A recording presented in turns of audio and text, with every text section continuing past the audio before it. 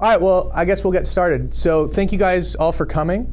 I know you guys all have a lot of questions, I'm sure, so we'll get into that in a little bit. I just kind of wanted to give you guys a little background on me and kind of what's made me make movies and do what I do. Part of my filmmaking process started when I was very young. Before even making my first feature, which I did at 18 years old. I would get assigned like a book report for school in like middle school, and I would make a short film about why I didn't want to do a book report. And I remember my parents got called in to my biology class to say like, hey, why is he not doing well on any of these tests when he's why is he not studying, why is he not this? And I remember telling my parents, well, I don't need biology when I become a filmmaker. And to this day, I really haven't had to use biology, other than stuff you can Google, but just saying. So anyways, that also kind of goes with my course curriculum for what we're going to talk about here, because I think it's important to gear towards people's strong suits and teach them what they want to learn and gear towards that, because not anybody can be put in a box. Everybody's unique and different. So we're going to talk about that, and we're going to talk about what's worked for me, and you guys can do that or do something different. I want to say, like, by no means am I a master. This is not a master class. I am learning still, but I can tell you what's worked for me so far, and kind of just go from there. So at 18 years old, I made my first feature for $7,000 because I decided, okay, well, Robert Rodriguez only needed $7,000 for his first movie. That's all I need. So I made it, and I did every job imaginable. I ran the boom while figuring out Crafty, while producing, while writing it, while directing it. I edited it. I did the sound design. I did absolutely everything, and the movie was awful. It was completely terrible, and it was my first feature. It came out, but I was very fortunate that people gave me good reviews because they didn't want to talk shit on am I allowed to curse? Yeah. Okay. They didn't want to talk crap on an 18-year-old filmmaker's first movie. So I got good reviews, but what I did learn is what didn't work. Because one thing I've learned about filmmaking for me is I grow every time I make a movie. It's like a muscle, so you have to train it and flex it. So part of what I've also learned is, I'm sure all of you guys have watched movies.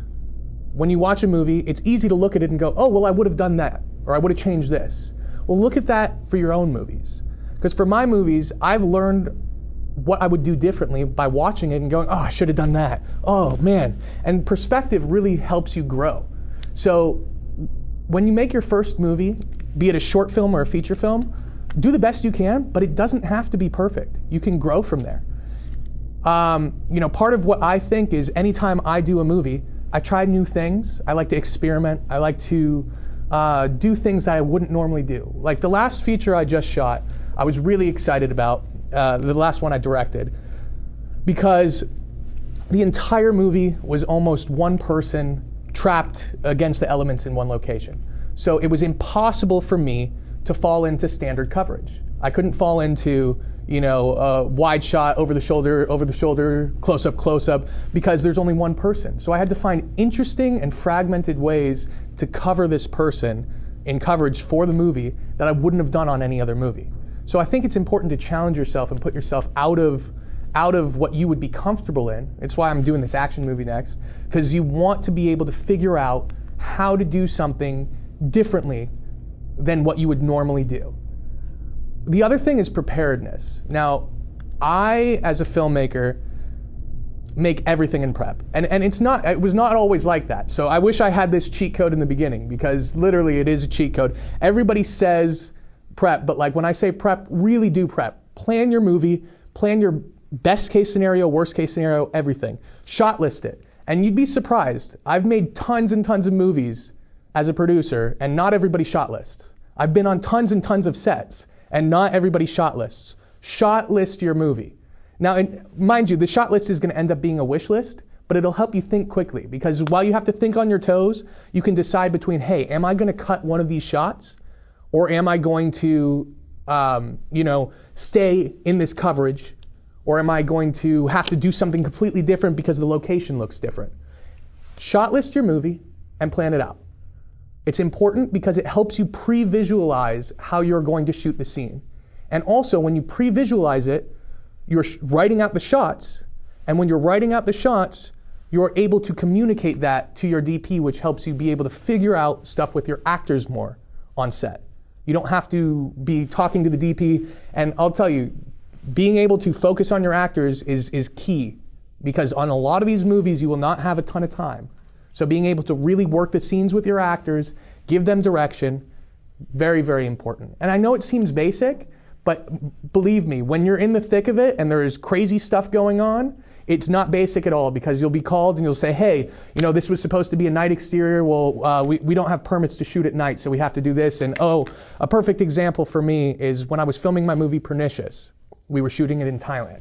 Okay, I had a whole plan about how they were going to drive up. It was in the script. They're driving up to the house in a cab, and I get a call the night before.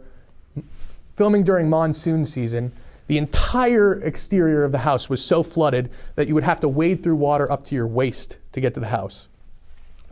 So I figured, okay, well, we'll push it a day. We'll build like a little pier, and we'll have them come up on a boat. And we literally got like a little speedboat and put it on the water, and it was deep enough that you could actually put a speedboat on it. And it had great production value. It looked good. But being able to figure out these things, on the fly is only because you're not thinking of everything else that you have to plan. Plan it ahead, and it helps you think better in the moment. That's definitely the best advice I can give anybody, for sure. Going back to when I was talking about when you look at your movies and you can figure out what you would have done differently. I think, and I personally believe, how many of you guys, by a show of hands, how many of you have camera phones? How many of you have made short films before? Okay. How many of you have made, a bunch of short films? If you haven't, and you have a camera phone in your pocket and you want to be a filmmaker, there's absolutely no excuse for you to not be testing stuff out and trying stuff on the weekends, writing a little script, working with friends, building it. Hey, even you could do a feature. One of my first features was a $500 budget movie that was shot entirely on an iPhone, and it was the first movie to be shot on an iPhone, even though I don't get credit for that for some reason. I don't know what happened there, but apparently somebody else did it like 2 weeks later and they got the credit. It doesn't matter. Either way, what I'm trying to say is what we realized when we were making that movie is we geared it towards the limited resources we had. We had to tell a story that was just about characters, just about what we can access and what we could do and what we had. All the money went to just food. That's it. So everything else was, just things that we had, people we knew, everybody donated their time. But if you start writing towards that ideology and start crafting towards that, then when you know, okay, I can get this much money to make a movie, well, I'll do that. And you start building. And I think it's important, and for me, it's worked to build. Every time I make a movie, I make it a little bit bigger and a little bit better every time. And I've grown from these $500 budgets, $700,000 budgets to, upwards of $1 million. So I think it's important to do these things and really flex the muscle of making movies. Some of you seem like you have some questions. So I'm going to jump in, answer some questions, and then I'll go back to monologuing. But, who wants to ask a question first? But, since you're talking about the shot list, do you see the location first, or do you you went to over there to Thailand? Did you check out the location before you did the shot list? Yeah, so I did location scouts. But it's, in a perfect world, you'll be able to see your locations first. But if not, you kind of just guesstimate your location and go from there. Part of what I do, if somebody could give me a piece of paper and a pen, I can kind of show you how I first, now I can visualize this in my head, but how I first started doing shot lists is, we'll grab this. Yeah, clipboard would be great, yeah. I'll say okay, I want to do a wide, a medium, we'll do a tracking shot, but also let's say, we have a room, a square room, right? Can everybody see this, or we'll just pass it around? So if we have a square room and, there's two people in it, right? So this is a person, this is a person. That's the way they're looking, that's the way they're looking because their nose is that way, right? It's a little crude drawing. But I figure, okay, so my camera's gonna go here, next setup I'll be here. Maybe I wanna do a tracking shot over here, and we'll track from here to here. Maybe I want this person to walk this way, so I'll go from here. They'll confront them, so I wanna get a tighter here and a tighter there, right? So now I've planned out all this stuff, kind of just figuring out, just guesstimating stuff. And it also helps you pre-visualize things. So you're just kind of figuring this out, and then you say, okay, so what am I doing? I'm doing, a tracking wide master, and then, we could do an over-the-shoulder tracking them forward. We'll do that handheld, and then I want to be in the center, so we're going to go, I'd say down the barrel, straight, it's an awkward scene maybe, so we're going to do like wide angle. But you start doing and figuring out where you're putting your camera and where it is within the space. You're guesstimating that. And not only that, like this will help your DP figure out where to light from. Not only that, it'll figure out where you want to tell your actors like, hey, you're going to walk in, you're going to do this is how you're moving. So you're already kind of pre-figuring out your blocking while you're doing this. Then you go to your shot list. But it's kind of like a little like overhead blocking map of figuring out what you're going to do. So I think from there, you can figure out your shots, usually. I think it helps. For me, at least. And I try to do it for every scene.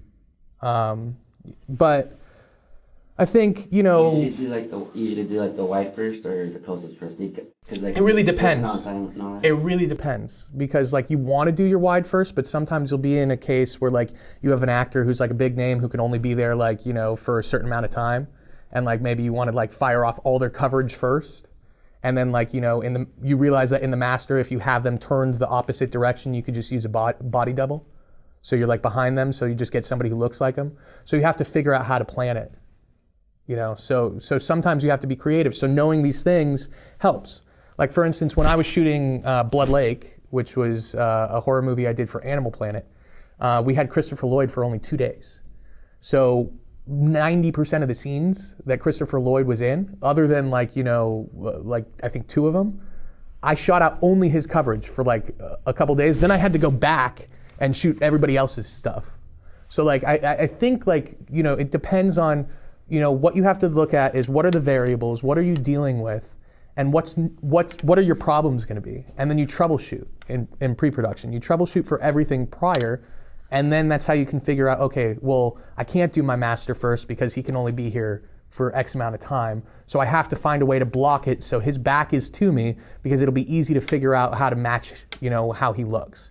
Now, mind you, you won't always be in that scenario, but being prepared for something like that, because also when you're dealing with a lower budget movie, getting a bigger name actor, if you can get them, they're usually going to want to be there for less days. So finding a way to condense them to like, 2, 3, 4 days is really going to help you. So, I mean, that's, because if you say, hey, I want you for, 18 days, a lot of the time they need a lot more money. But if you're able to get them for only, a couple days and shoot them out, they're willing to go, well, it's only like a couple days of my time. Like, let's try it. So I think that's also something to be prepared for and figure out. If there's big roles, in there that can be condensed, that are like, throughout the movie, but they're, in certain areas and only like in a couple locations, that's a good place to put a bigger name, for sure. I was talking about that. Oh, No, go ahead. Like, if you're like independent, like, I don't know, like maybe like us, we're, like we don't have that much money, but like say we were to get like somebody like how you got like I'm Bethany, what's your name? I forgot her name. Shannon Doherty? Yeah. So who does the deal? Like, do you do the deal or like, or you know what I'm saying? Like how much she's gonna get paid or for how many days? Yeah, I negotiated that. But I mean, that for me, that was easier with Shannon. For Bethany, because I'd already worked with her a few times. So like, I was able to talk with her and her reps and they already knew me because I think we worked together like 3 times before that or something. And mind you, I wrote that role specifically for her. And I told her while I was writing it, I was like, hey, I'm writing a role specifically for you, so you better do it. And then I just guilt tripped her for like, a really long time. So that like by the time she got it, I was like, hey, isn't this wonderful? It's written just for you. And she's like, yeah, yeah, this is great. But she was going to do it either way. So, but that's the thing is, I think also actors respond to passion. So if you're able to find a way to get in person with them, if you can find, talk to the reps, but say, hey, we're making an offer, but I'd love to get on a phone call with them, or I'd love to meet them or something. If you can get that to happen, they're more likely to say yes, because it's harder for people to say no to somebody that they've seen and met versus just a random, name and an email.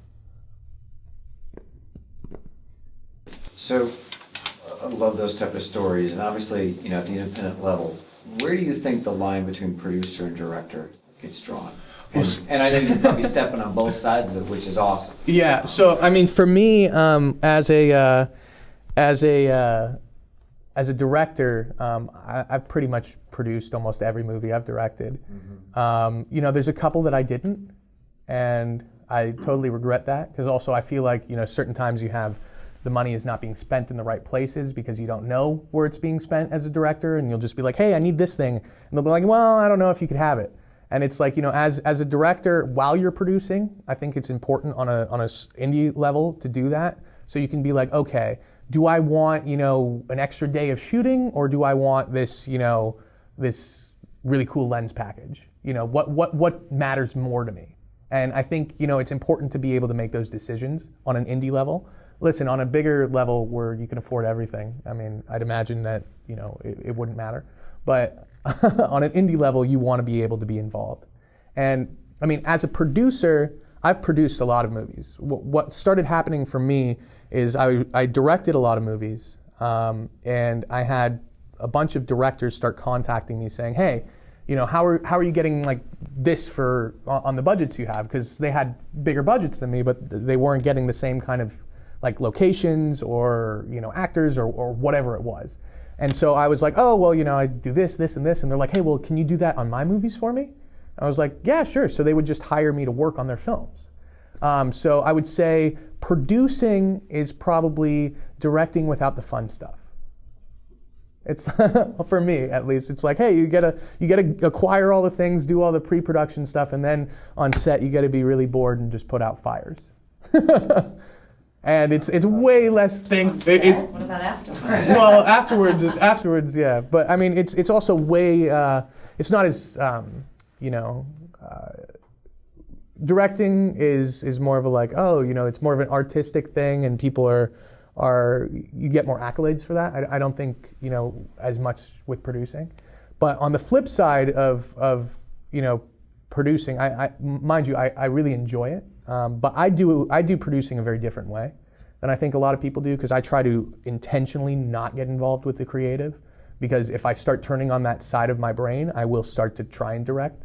And so I don't want to do that. So as a producer, I stay away from the monitor, because I don't want to be sitting there and going, hey, why aren't you getting this shot? Hey, let's do this. What about on the reverse, when you're directing and not producing? Yeah. I mean, do you have to shut off that producer side of your brain and just sort of say, okay, I'm going to live in this world? Producer James and director James get into a lot of fights.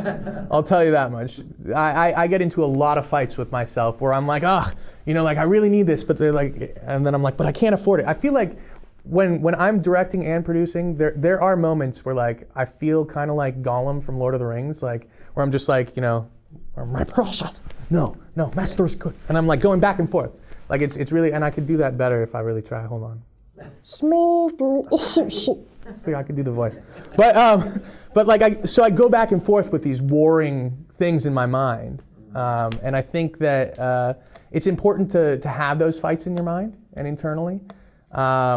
Because if you keep pushing for something mentally, it means that you really think you need it. And I've learned that if you really think you need it, you need it. So fight for the things you believe in. And I think a lot of people make the mistake of going for whatever's cheapest and easiest versus what would be best for the movie. And what you need to realize is the movie is forever. So always do what you honestly feel is best for the movie, unless you're putting somebody in danger. Never put somebody in danger. But other than that, do what you feel is best for the movie. Are you self-financing? Are you gap financing? Are you pre-sales? What do you? So I a lot of different things. So I've gotten into the pre-sale thing. So doing a lot of pre-sales it's kind of the way the market's been going. A lot of people do pre-sales. So part of that is being able to show that you've done a movie before. So I do recommend, if you can do something, go out and do it. But I experienced, like, on one of my movies, it got shopped out to all these distributors, and then I found out like a bunch of distributors made offers on the movie, and they got turned down by my producers. And so I went to those distributors and were like, hey, would you like to buy this movie? Like, if I made something in the same genre? And a lot of the time they were like, yeah, because what we're in is there's a lot of people hungry for content. And anybody who tells you that like the film industry is taking like a dip and blah, blah, blah, that's distributors trying to lowball you and convince you that people aren't making money and doing stuff. The low budget movies aren't making the kind of money that they did a long time ago, but you're seeing a lot of distributors spend more money on bigger movies. So it's a lot of the time it's a buyer's market and a seller's market. So you have distributors that are going to try and take advantage of you and lie to you and tell you, hey, this is how it is, this is how it always is, and then you'll go through like a loop of all these people saying this. But you just have to break through that and get above that, because a lot of those people are just going to try and convince you that you can't, oh, nobody spends money on movies. I'm telling you, they spend money on movies. I wouldn't be making them if they didn't.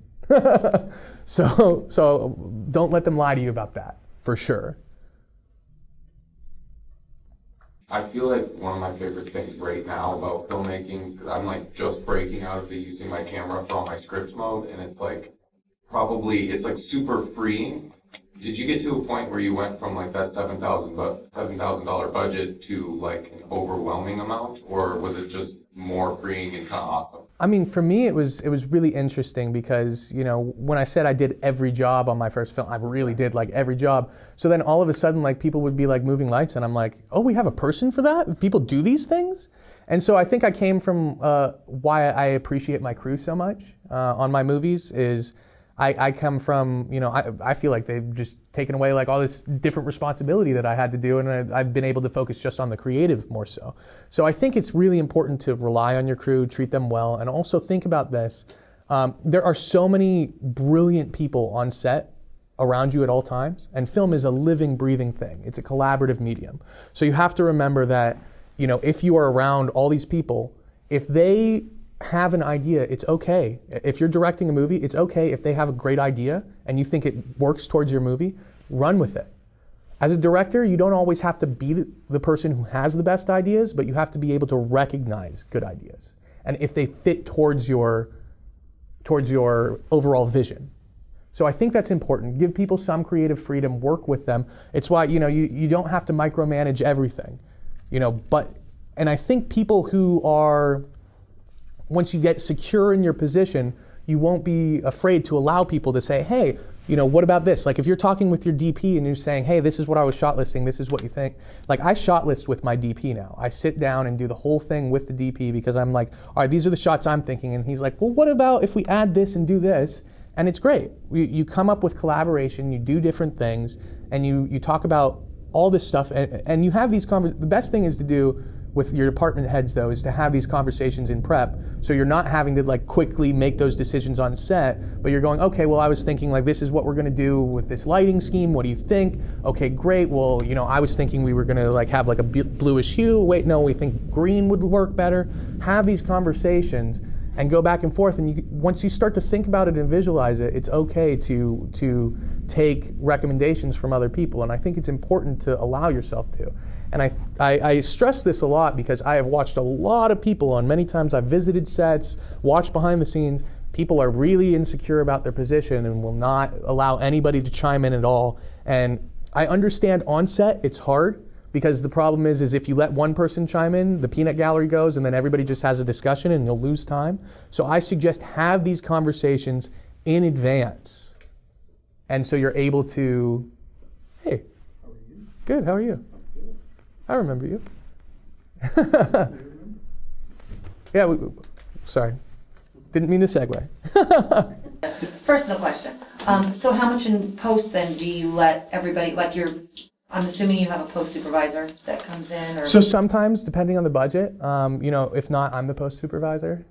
And so do you Do you let your DP then deal with color and all So that I have stuff? my DP sit with me during color. Okay. I'll do it, but well, let me rephrase that. I invite my DP to color and try to set a time for them to also be there, but sometimes they can't always make it. But I always invite them to color. When I'm on set, I'll have a scripty mark down my favorite takes, and I have my editor work off of my favorite takes, and I'll say pieces of this one, pieces of that one, whatever, to the scripty, and then I have them do, a rough cut, and then from there I'll sit with them and work the cut from there. But I let them kind of do their thing first. And so who do you take most of your advice from? If somebody comes in and says, hey, that should maybe be funnier or more dramatic, I mean, who are you open to most of taking advice from? I mean, it really depends on, what the movie is and what the collaborative experience was. So for me, I've had my DP saying, hey, maybe we should do another, and I'm like, yeah, let's just do it. Or I'll have, my scriptie say, hey, what do you think, we should do another, or should we move on? And I'll go, well, what do you think? And they'll be like, oh, well, we should do another. I'm like, great, let's do it. But also in the edit, I like to, arrange stuff, and I'll show it to, my producers sometimes, my other producers, have them chime in.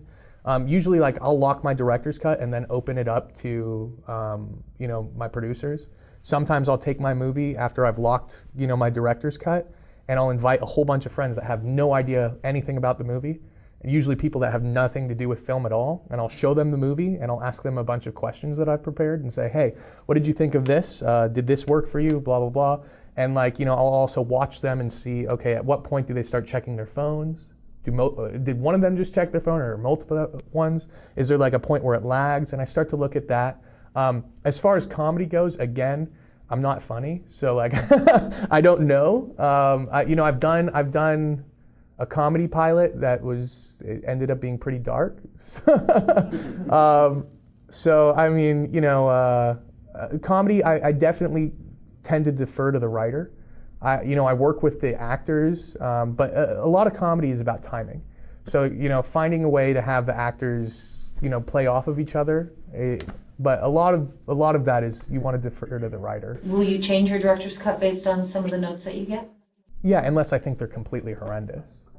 Yeah, I mean, I've had notes that are just crazy before, where I've had people say, hey, why don't we just put this scene in the beginning of the movie? And I'm like, but that's where our lead character, gets killed, and that was the twist ending. And they're like, yeah, but we need it to be faster paced in the beginning, so let's just kill this person right here. And I'm like, well, I try to think about it, and I go, let me think about that. And then I come back and I'll decide later, but sometimes you get really crazy notes where you're just like, I don't know if I can handle them. So sometimes you have to come up with creative ways also sometimes, especially if you're working for someone, to address their note with, but still keep your creative vision intact. So that's I try to do that a lot. But the other thing is, look, if I get an outlandish note and then I show it to a couple other people and they give me the same note, well, then it's not outlandish. So you kind of try to weigh the things. But I mean, I've experienced some really weird notes, and you'll mostly experience the weirdest notes in the writing phase. You'll have really, really weird notes where you'll have people ask a question like, oh, well, he walked into this bar, but can it be can he walk over here too? Is that possible? And it's like, yeah, of course. That's easy to do. I've gotten very weird writing notes. He's pre-sold Bethany? Yeah. Yeah. Did you show them the script? Or you shot the movie, then you just gave them the movie. You know what I'm saying? How you pre-sold it, did you show them the script? Or did you shoot the movie and just give it to them? So I told them I was going to make a horror movie that was going to be supernatural. And they asked me what it would be about. And so I wrote out a treatment. And they're like, okay, cool. And then from there I made the script and then just shot it and went into production. Well, they put up an MG, and what you do with that is it's like a minimum guarantee. It's them like you bank that paper, so they give you like a contract that says they're going to spend X amount of dollars on this movie when it's done and completed, and you take that MG, bank it, so you'll go to like either a private investor, depending on how big the MG is. You either go to private equity or you go to, you know, one of these finance companies that will finance it for a fee. So they'll take like, you know, let's say, using round numbers, let's say it's like $100,000 MG, they'll give you like $85,000 for that. So that, and then they take over the contract. So they become the name on the contract, so they get paid out as soon as the movie's delivered. And then you have a certain amount of time that you have to deliver it for the MG to be fulfilled. So then you only have 85,000 for the film to make then? Correct. Unless you sell foreign and raise, you know, or unless you raise equity against what foreign would do. You know, it depends. It really depends.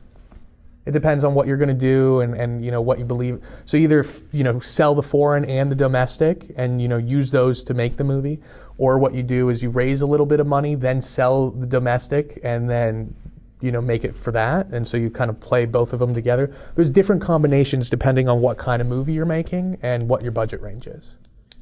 And I guess going for, or how do you even get in to say, hey, I'm making this movie?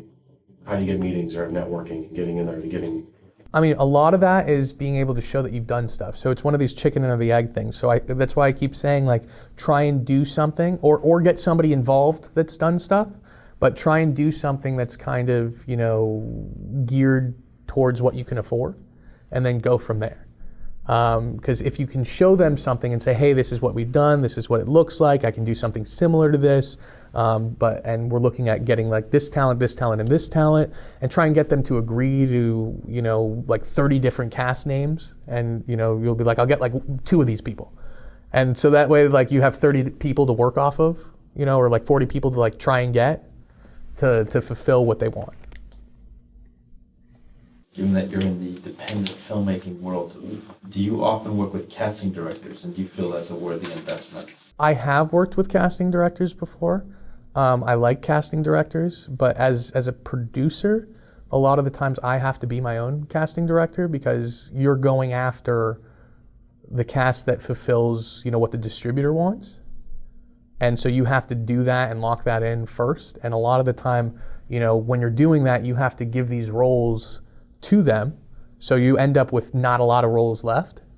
And so like, you know, I tell a lot of people like, you know, you'd love to cast all these different people in the movie, but by the end of the day, after you've cast like, you know 4 or 5 names, you know, all you have is day players left. So you're like, okay, you know, am I going to pay a casting director to do that, or am I going to go through, you know, contacts that I've made and have people that I know just play these roles instead, that I know can accomplish it.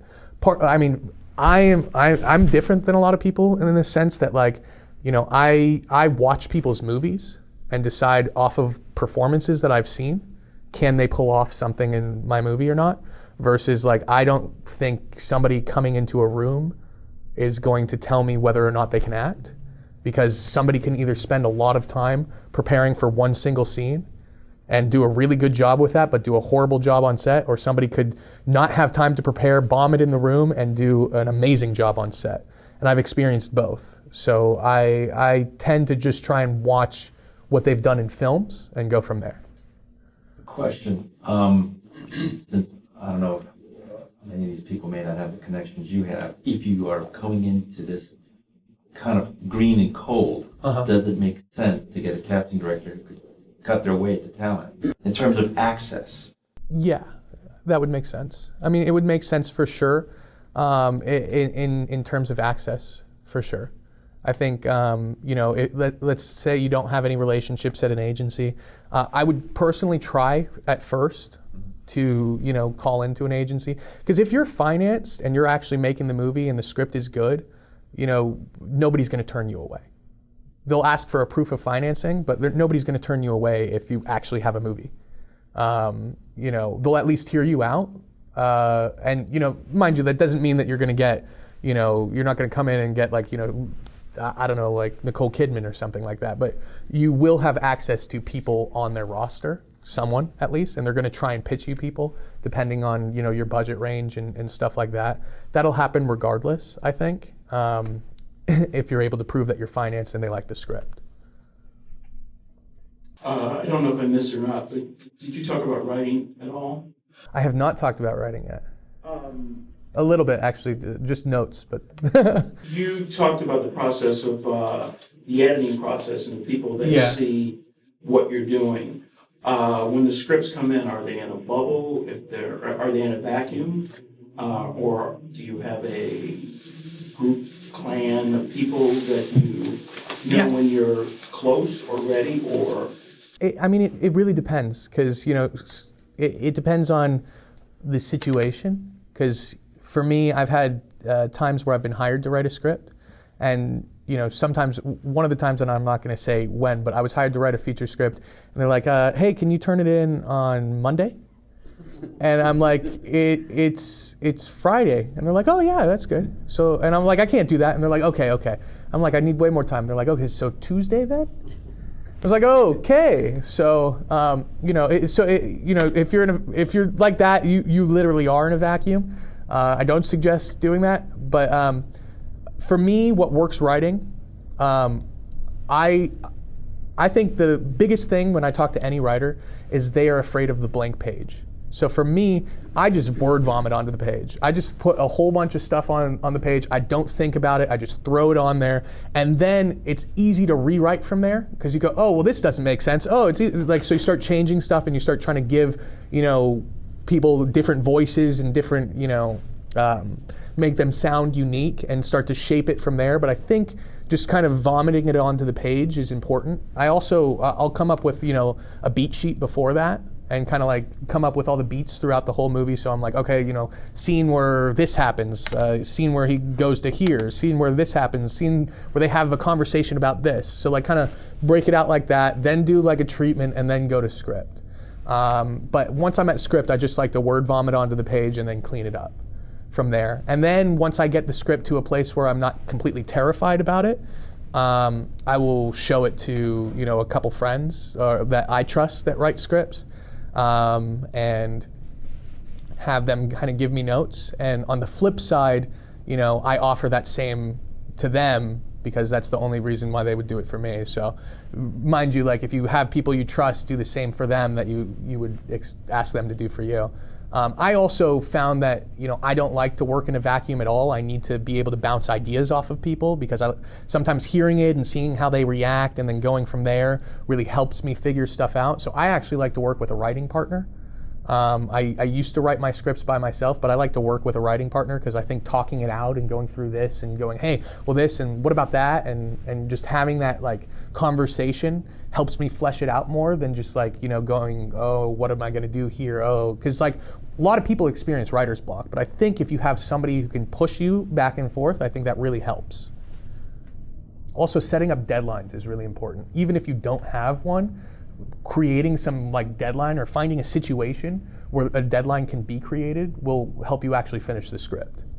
You have like a lot of like little, because when I write too, I write like little stories, and then I just put them aside, and then like, I write like a bunch of them, but then I'll go back through all of them, and then I'll like, all right, let me work on this one, try to, write like the script for it. So do you do that, like where you write like a bunch of little like stories, or you just kind of just focus on one? I try to focus on one. I mean, the problem I have is a lot of the scripts that I do end up, like I'm making them towards like being made at the time. So I try not to jump around. But I would say that, jumping around maybe might work if you're, I did that a lot earlier on, I think. Just so, because anytime I would get writer's block, I would just jump from one to the other and then come back to it. But I will say that I have 40 half-written scripts, so I would suggest not to do that, because I don't think you'll end up finishing it. Whereas like I think if you focus on the one and keep pushing forward, and if you feel like you're really hitting a place that you can't do it, find somebody to write it with you. And if you do, they'll help you get past that. And there's no shame in working with a writing partner. I think it's actually like a really fulfilling and creative experience that I again enjoy much more than writing by myself. Going back to the minimum guarantee, is 100,000 about like an average that you might get for? It really depends on the movie. Like I mean, you could get like it's such a sliding scale. It's I know people that are getting MGs that are like over 3 million, but like I'm not getting those, but I know people who are. So it's it's such a sliding scale. It's it's not always 100,000. It's sometimes less. Sometimes it's like 25,000. Sometimes it's 3 million. So it really just depends. So I think it depends on your package. It depends on what the market is looking for at the time, and it depends on do they believe that you'll be able to deliver on time, and stuff like that. So and it depends on what cast you have. But I think concept is key for sure. If you have like a high concept horror movie that is, smart, contained, and it has like a good cast, you can get, a good MG when it comes to horror. Action, you're going to get a much bigger MG because action does much bigger overseas, and you need more to be able to make the movie. And you'll have more towards a bigger cast. So I think The other thing is attracting actors to horror movies is much harder. So the key about doing that for a horror movie and when you're writing a horror movie is, yes, create the beats, create a smart story, have it be, have scares in it, but don't just have them be like, cheap scares. Create real human people with real human problems, and on a base level, figure it out as a drama with like, horror elements. And that's how you're pitching it to the actors, and then how you're pitching it to the distributor is that it's a straight up horror movie. So you're kind of having both, and when you can do both, and the story works as both, that's when you're going to have like a stronger viability, because you'll be able to say these are characters I want to play. Because if you have just like your run of the mill horror movie that everybody else is making, you're going to have every agent won't even get it to their actors. They'll look at it and be like, this is just, another blah, blah, blah. So you want to be able to have it both be highbrow, but also appeal to the audience, because the horror audience specifically wants, certain things. They want, like, paranormal's really big right now. They want ghosts. They want scares. So you have to be able to work that in while also, working with the actors in a way, because the actors don't want to feel like they're making a horror movie. When you feel like you're making a horror movie, you start to think, well, there's a whole bunch of really crappy low budget horror movies that never come out and never do anything. And the second people start to think like that, they're not going to try as hard, or they're going to kind of regret their decision of being involved or looking at it. So if you can flip it and really have them feel like they're doing something and really be passionate about doing something that isn't quite horror, but you also have to be able to sell it to your distributor that it's a straight up horror movie. Does that make sense?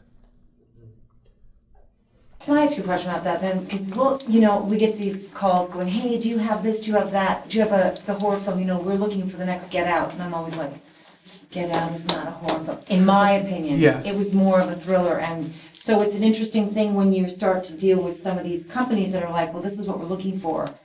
We have horror films and, straight up horror films, but it's that thing now where it's like everybody wants to Get Out, and to me, I read a lot of scripts and that just didn't seem like a horror film to me. So nobody wanted Get Out before it was Get Out. So like the thing is like you have to find the angle, Right. and sell it to the distributor and sell them on the idea that you know more than them, without making them feel that you know more than them. You can like hint towards it and don't make them think that you know more, but think that they might have just picked up on something that you said, and like you have an angle that they might not have thought about, but like you're not like challenging their ego at all. Because a lot of the times it's like, look, these distributors and like a lot of the times like the gatekeepers that you will deal with, they're just selling linoleum. Like they don't know the difference between this and this. They're doing the exact, they can't tell you. Everybody wants something that was just successful, but they will all reject that movie prior to it being successful because it's risky.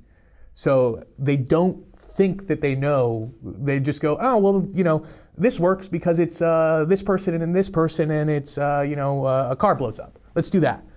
So you have to be able to sell them on why it's commercially viable and why it's, hitting the right beats for them. And I think that's an important thing to do. So it's, you have to be able to talk the language that they want to hear, and there's certain buzzwords that they want to hear, but also slip in that it's a new angle on that. And the thing about those buzzwords, which is really interesting, is it's all buzzwords that I don't know if they heard it from like foreign buyers and now they're saying it back to their, like it's one of those things, like I don't know where the certain buzzwords came from, but now everybody just parrots them. And like if you go to like something like AFM and you sit in these, you do like 20 meetings and everybody's like, well, we want a high concept, blah, blah, blah, and we want it to be elevated. And it's like, well, what does that mean? It's like, so you just have to say, well, it's an elevated, high concept, horror film. So just go into all these meetings, hear the buzzwords, jot them down, and work them into your pitch. Because I'm willing to bet you none of them actually know what those things mean. They don't. They're just using, what they really want is if you're able to say, look, it's Insidious meets, The Grudge.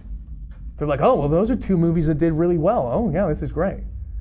So if you're able to pitch them on like two things that they've heard of that did well, they're like, oh, wow, well, that sounds great. Because again, like a lot of and I'm not saying every distributor, but a lot of and I've been fortunate enough, mind you, I'm just saying, I've been fortunate enough to work with a lot of distributors that actually get it, just saying, like that actually know what they're talking about and dealing with. But I have had meetings with many distributors that have absolutely no clue what they actually want, and they're just trying to follow somebody else's trends. So you have to also look at that and be able to have those conversations with them. You might get lucky and meet with like one of the really good distributors that'll be like, oh yeah, let's just make this because it seems like it's going to be cool.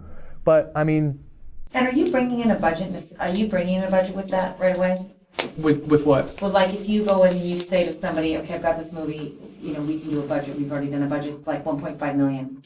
Are you letting them decide what the budget would be? I let them decide what the budget is usually, because I don't want, the thing is I don't want to come in with 1.5 and scare them into thinking like, oh, well, I was only trying to make a movie for 500,000. But I also don't want to come in with, let's say 500,000 and say, well, I was really going to be spending 1.5 on this. So like, just say that, the budget's flexible, and, if they ask to see, a budget, you say, okay, I could prepare, a budget for you and put that together. If you know how to use movie magic budgeting and scheduling, like that'll be your friend for sure. I say, make a couple different budgets, but, in my experience, the more steps they try and make you go through, the more that they're not likely actually going to make it. The people that actually like are going to make it and want to get the movie and need the content and have, like an output to fulfill or whatever they have, they're going to move really quick. I've had times where I was working with, a distributor or a company where I was going in for the interview, and during the interview they were talking about, so you're shooting on this date, and it's like, oh wait, hold on, we're already moving. And so you have stuff like that happen because it really is like people have output deals, they have stuff they have to fulfill, and so if they believe you could actually hit it and what you're doing, what is that noise? Oh, I was like, it's we're doing the bird box thing. It's like this is the bird box. So it's you have distributors that have either they have, because the other thing is a lot of these distributors are labels being serviced by bigger distributors. So like people have like a output with Sony or an output with Lionsgate or an output with all these things, and they have a certain amount of movies they have to deliver per year. So a lot of them will be like, if they think it works, they'll go for it. So you have to, or if they think that they're getting a bargain, if they think like, well, this is something that I would have normally spent like $300,000 for, but I could get it for $200, great. So you have to figure those things out. So you're not giving them one sheets right away. You're just going and you're doing. No, okay. No. If they ask for it, I'll put something together, but no. And mind you, a lot of the time, I have been fortunate enough to be hired onto, as a producer at least, a lot of the time I've been fortunate enough to be hired onto movies that were already financed, by directors who already had outputs with people or stuff like that. And so I was brought in after it was financed to do a lot of the nuts and bolts producing of like figuring out, okay, how, what are my big set pieces? How do I get these, these locations? How do I get, these actors? How do I get this camera package, whatever it is? How do I hire the crew? Like, what's the crew? How do I budget the actual film to make it? Because usually whatever top sheet you're sending them isn't going to make sense when you're actually doing the real movie, because things it ebbs and flows. It's it changes as it goes. For horror, well, the one thing I was going to say is that I think the horror film genre that's always a hit but hard to do is horror comedy. It's just far and few of those that are out there. Horror comedy's a big hit on if you could get like a big level of it.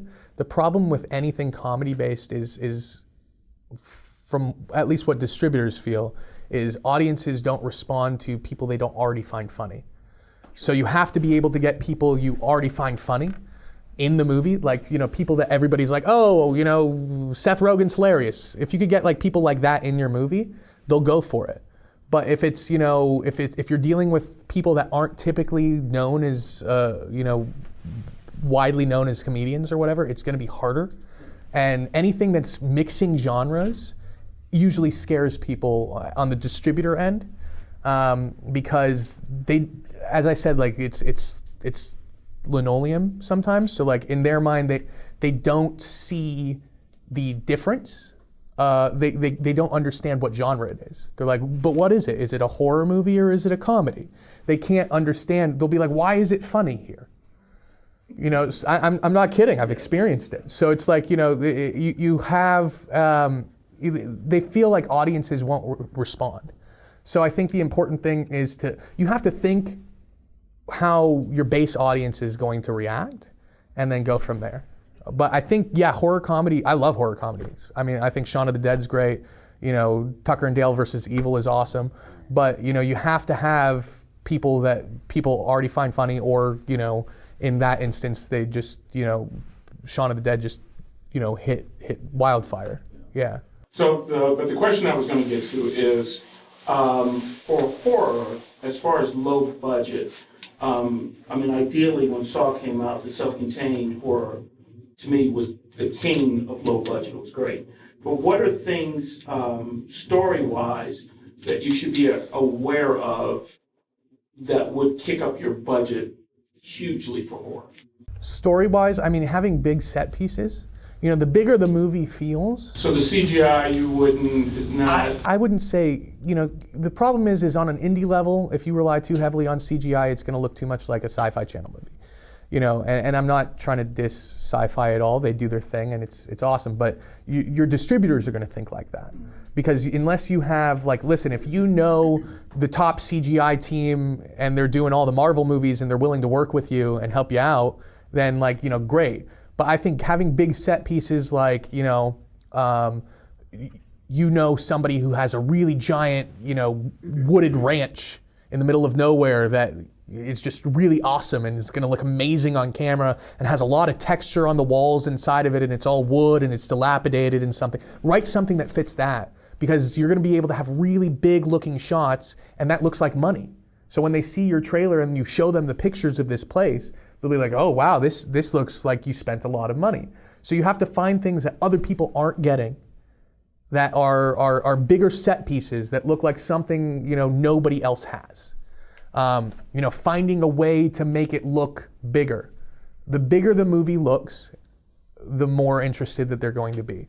So if you could find ways to find stuff that nobody's doing, or you have something like, maybe you have somebody who in your family that has like a department store and it's like a lot of texture and there's some cool stuff. When I say texture, I'm saying like no white walls, because you lose degrees of separation of your subject against a white wall. It's you want to have a lot of texture, a lot of different things in the background, because if you look at any of these big budget studio movies, you have a busy frame. There's a lot of different stuff in your frame. There's a lot of art design and art direction. And production design. So the problem is on these lower budget movies, you don't really have as big of an art budget as some of these bigger budget movies. So find locations that look like you do, because then you are able to disguise and hide your budget. And when you can hide your budget and you don't have people looking at your movie going, oh, well, he spent X amount of dollars, that's how you make something that people want, like on a level. Because remember, and a friend of mine actually who I've worked with told me this, which is really interesting. The difference between, let's say you're making a horror movie, like for instance, my movie Bethany, and I enjoyed my movie. It was one of my favorites I did, but I have issues with it now. Looking back, I made it a few years ago, and one thing that he said to me, which I completely agree with. The audience at home does not know that and don't care that I spent X amount of dollars on this movie. They still have to spend the same $3.99 to watch it as they do to watch Insidious. So you have to be able to hide your budget and not set yourself up for failure. Put yourself in a position where your movie is going to be able to hold up in certain aspects. You're not going to make Insidious, but don't make something that you can't afford. Make something that you can afford, and be smart with it and put it in perspective and make it look bigger without showing what your budget is. Because the second it starts to feel low budget and you start to have bad lighting and bad sound and bad all this stuff, that's how your movie's going to stick out, and you're going to have stuff where people are like, oh, well, they'll be upset because it's the same price of admission. So you have to find creative ways. I think, it might be even harder on an indie level because you have to find creative ways to make your movie look way bigger than it is. I'm in like a phase right now where I'm editing a film that I feel like is finally at a level where I'm comfortable where I'm at and I could like send it to festivals or whatever. Did you get to a point, or I guess you kind of jumped to the point, so my question would be, do you think that someone should be independently trying to start a production company at this point, or just completely focus on making films, don't worry about the production side? Do not, well, two things. One, unless your movie is completely fully finished, do not send it to a film festival. Because even though they say they will accept, the unfinished movie, don't send it, because you're basically asking, you don't know who's watching it, and you're asking somebody to imagine how you would have actually done it when it's finished. So never do that. Never show somebody your movie before it's finished. I mean, I've had that bite me in the ass way too many times, where it's like you'll show it to them and they'll be like, yeah, but these green walls are terrible. And you're like, well, that's because this is a green screen moment, and there's like, oh, well, why did you send it like that?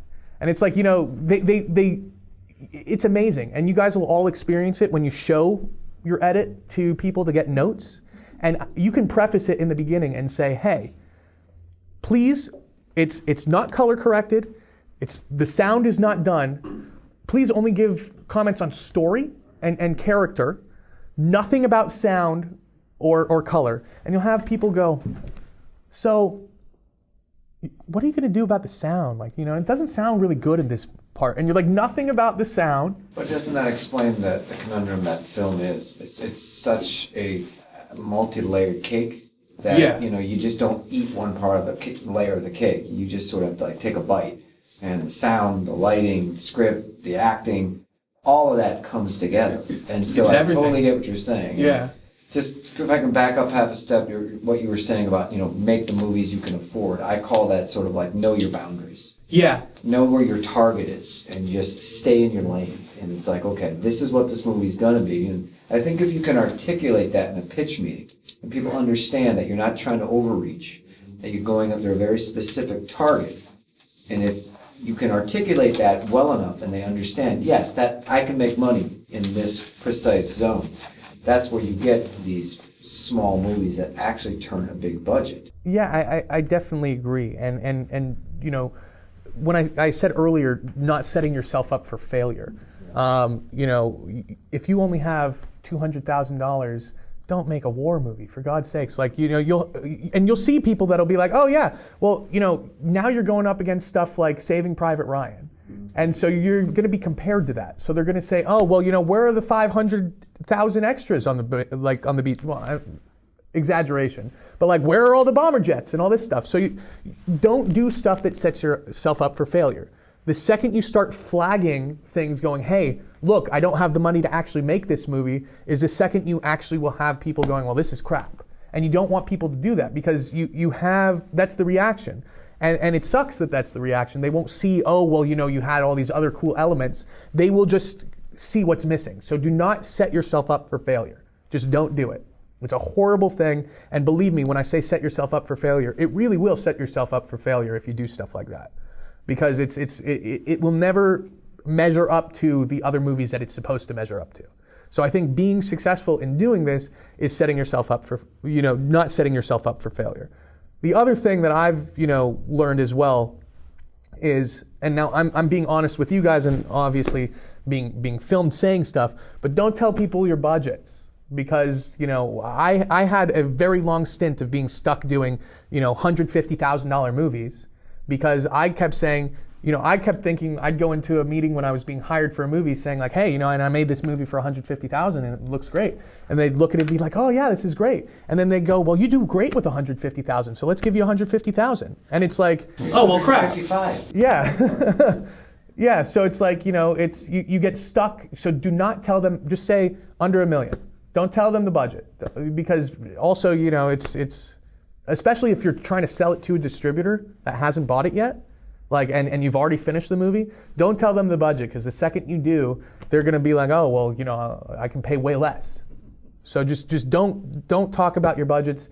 And the other thing is, like, unless you know the people really well, and it's like other filmmakers that don't even tell people the budgets, because people will start to talk and say, hey, like, he's making these movies for this much, and then like it somehow gets around. It's a business where people like parrot things. So just don't tell people your budget. Are you also talking about sales agents? Because we're going through that right now. And he said something about it, and we're like, yeah. Like he's like, what do you have to recoup about this? And we were like, and I could see one of the guys going, and it was about to say how much we made it for. You do not. But it doesn't matter how much. If they think it's $2 million, you just say, what do you think I made it for? Okay. And then if they say, hey, well, I think you made it for, $2 million, and you really made it for $1 million, say, yeah, about that. If they think you made it for, less, say, no, we made it for more. But like, don't tell them your budget. Don't tell them your budget. Because their job is to try and lowball you. Their job is, it's like you're thinking you're buying a used car at auction. So like they're trying to haggle you, and the second you start negotiating against yourself is the second you've already lost. So do not do that. Do not negotiate against yourself.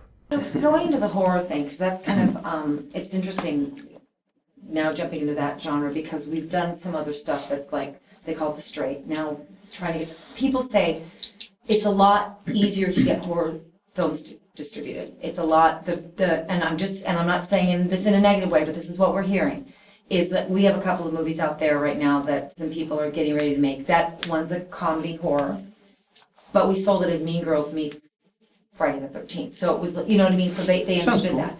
But it's like, I've seen a lot of horror films now lately that are very high concept, like The Nun. Like, I actually love that. That was freaky to me. But then I've also gone to a lot of the film festivals and seen very, very poor quality, and they're just going everywhere. I mean, do they all have like names in them? No, and No? I mean, yes, maybe some of the directors are kind of known for other stuff. They wrote and directed it, but it's so and knowing some of the budgets. And do you think it's easier to get the horror films just sold in period? Because I'm going to touch on a couple things that you said Okay. there. First, I'm going to go on the film festivals thing. I would not go off of what you see at film festivals as what's commercially viable and what will sell.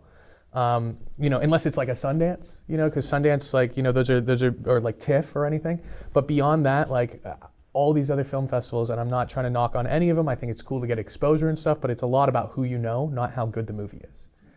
So every film festival. You get a lot of people that will, put in like, oh, well, my friend made a movie, so let's put that in. Or like, this person, made this movie that was really big, so they worked on this, let's put them in. Or this person has this big actor in it, let's just put it in. Like, so there's a lot of experience of that.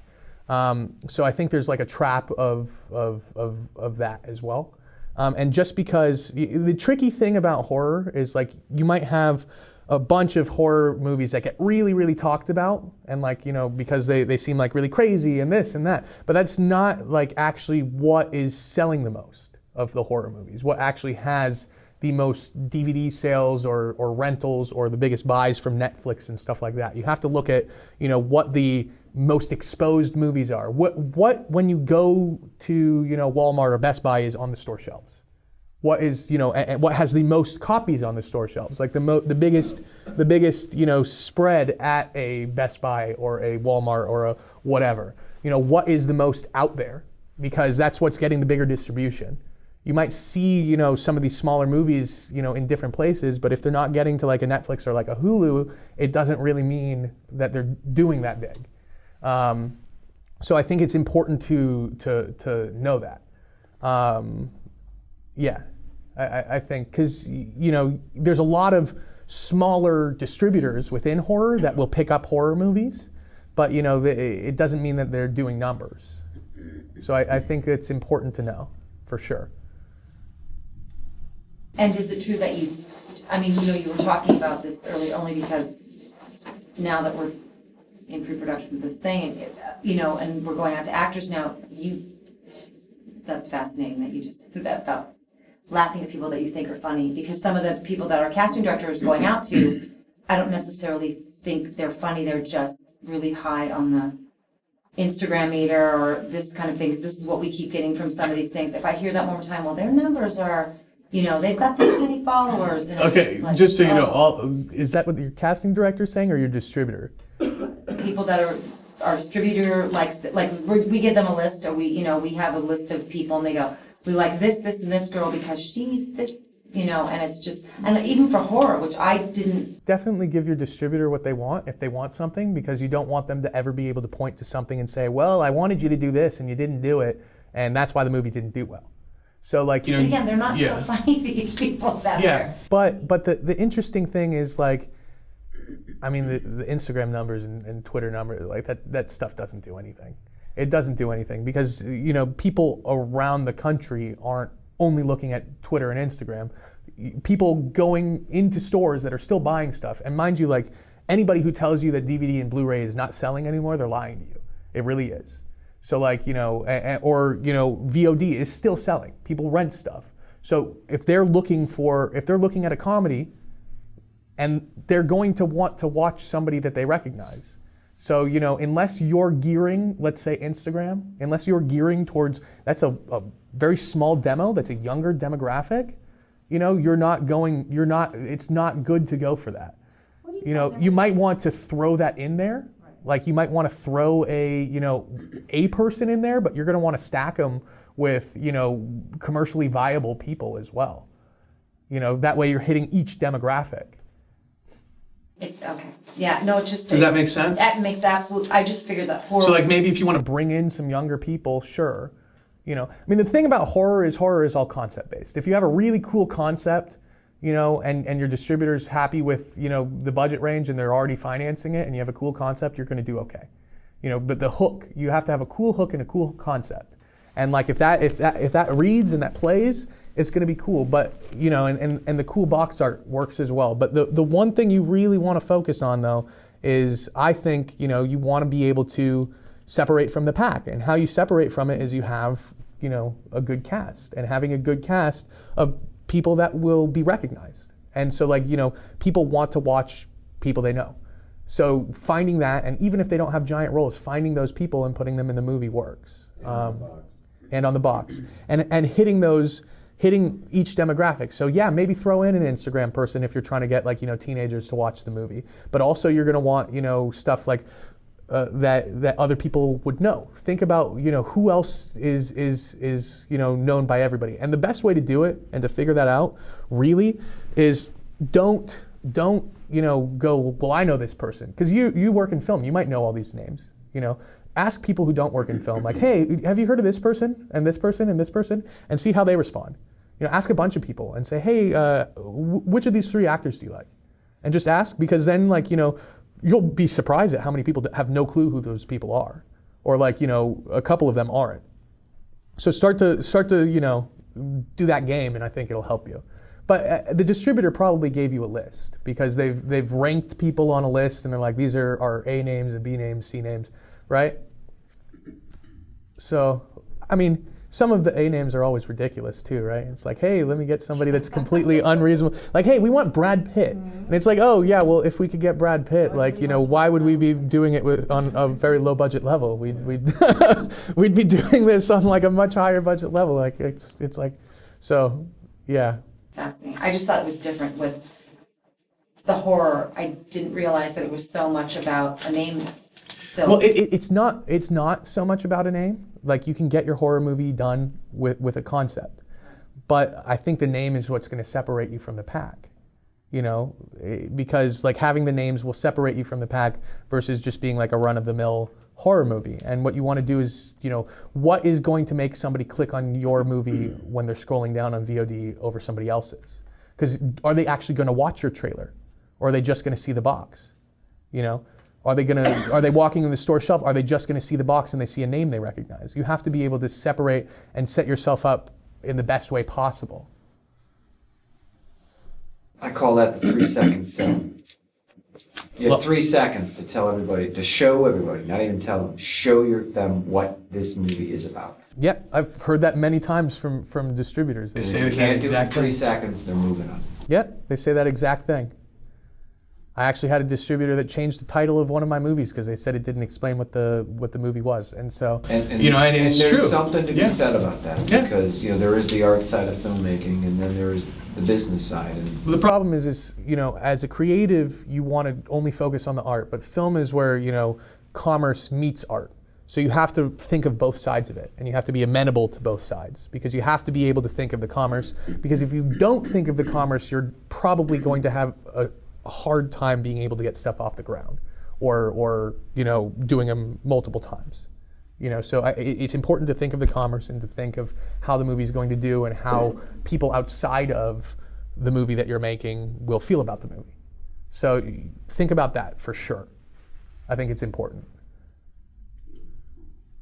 Do you ever like, I mean, I don't know about now because you probably like make some movies, but maybe when you're starting off, like, well, because I'm trying to do my first feature film hopefully like next year or something, but like, do you ever like tell your DP or like whoever is gonna help you out, like, hey, I don't got that much money to pay you guys, but if I make money on the, you know, because they're gonna be working for like, say, 3 weeks or something, and you can't pay them. Do you ever like do like kind of deals with them, like, hey, Yeah, I mean, you're I'll give you gonna a percentage, you know, I don't know, something like that. Like, you're gonna want to make whatever you can do. You're gonna want to wheel and deal and make whatever deals you can to get the movie made. And the people that are going to agree to do that movie with you are the people that are trying to build their resume as well. So, you know, I don't think there's any shame in doing that. But like, you know, don't try and convince, you know, some huge person to do it for that and sell them on it like a dream on that. You know, you want to, you're working with the people that, you know, are on the level with you, and you build with them. So, you know, it's not unreasonable. Or you could find somebody that, like, you know, let's say an actor that typically does, you know, comedy, and you're like, hey, I'm doing a drama. You might be able to get, you know, them to do a serious drama because they haven't been able to show that side of them. So you can cast against type sometimes to get, like, you know, bigger actors to do a lower budget movie, because you could give them the opportunity to do something that nobody's ever seen them do, and they will think, oh, well, I want to be able to show that I could do that because that'll get me into the room for XYZ later, and I could use that footage and blah, blah, blah, and it's only like a couple days of my life. So you can do that. But as far as crew, these people are trying to build their resumes. So I think it's not wrong to ask if they're building, you know, their resumes, but also, you know, you can't demand endless amounts of their time as well. So you have to be, you know, cognizant of that. But you want to get people that are down for the cause for sure. Back to kind of my earlier question. Yeah, sorry. So essentially, say I finish this movie, I mean, when I get to that point, right now what I kind of do is I'm either working or spending the money I make working on the next movie, you know what I mean? Uh-huh. I'm at like that phase. What's the point where you start like focusing on, you know, starting your, like, do you start your own production company, or do you just keep making movies until someone's like, hey, I like your movies, can I hire you to make a movie for me? You know what I mean? I mean, I had a couple production companies before. I don't currently. I kind of, a lot of the time you're making, like, you know, a new LLC for each movie anyway. So, you know, I wouldn't really be focused on a production shingle. As myself, I've just branded, a James Cullen Bressack film on my movies, and that's like the branding that I do for my movies. When I direct. Totally okay to do. Yeah, as a director. And then, as a producer, I'm with the PGA, so I put like the little PGA stamp next to my name when I produce. And like that's my branding, and that's what I focus on, and I don't care about having a production shingle in the beginning of the movie or anything like that. Some people do, so it depends on if you care about that. You could, put up with it. You could put together an LLC that you have to keep up. But typically every movie you're going to create a new LLC anyway. So I think I wouldn't really focus too much on it. Yeah, and then also I've kind of dabbled in all different things. I've gotten them off the ground myself. I've also been hired to do a lot of movies. I remember the first time I was hired to do my first movie. I was offered $1,000 to direct this movie. The first time I was hired, and I was like, wow, $1,000. So somebody wants. I was like 19 years old, and I was like, somebody wants to pay me to do this? Wow, this is cool. So I was like a 10-day shoot, and I was like, $1,000. This is awesome. Like I can make $1,000 in 10 days. That's crazy. So I've made more since then. But what I'm trying to say is, going back to like film as a muscle. Like, look, if you want to work on stuff and you want to do stuff, great. I've actively tried to do stuff outside of my genre, and I will take less money to do stuff outside of my genre because I want to be able to like try it and play in different genres and stuff. I think it's important to work and build. So I think, I wouldn't be so much focused on the production company as I would about the work. Go out and, shop that movie around.